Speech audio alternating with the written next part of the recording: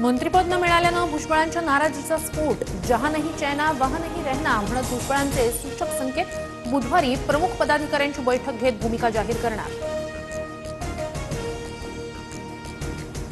मंत्रिपद आलं आणि गेलं, मी संपलो नाही, पण मला जी वागणूक देण्यात आली त्यामुळे मी दुःखी। भुजबळांची प्रतिक्रिया।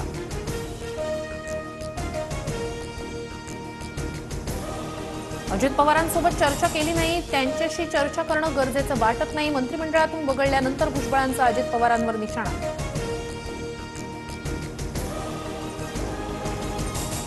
ज्यांच्या कुटुंबातील मुलगा दुसऱ्या पक्षाच्या चिन्हावर उभा राहतो त्यांना मंत्रिपद दिलं जातं, पण माझ्यासारख्या निष्ठावान कार्यकर्त्यावर राग काढला। मुनगंटीवारांकडून खतखत।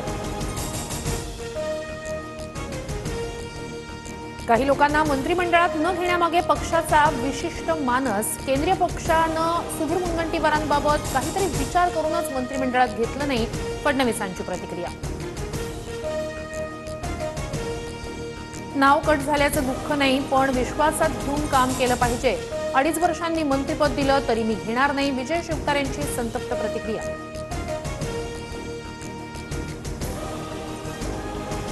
एक मंत्रिपद जयंत पाटलांसाठी राखीव, योग्य वेळी योग्य निर्णय घेणार, जयंत पाटील म्हणाले होते। अमोल मिटकरींचा जयंत पाटलांबाबत मोठा दावा। सरपंच हत्या प्रकरणातील 3 फरार आरोपींवर तात्काळ कारवाई करा। मस्साजोग हत्या प्रकरणी अंबादास दानवे विधान परिषदेत आक्रमक। सीडीआर तपासण्याची ही मागणी।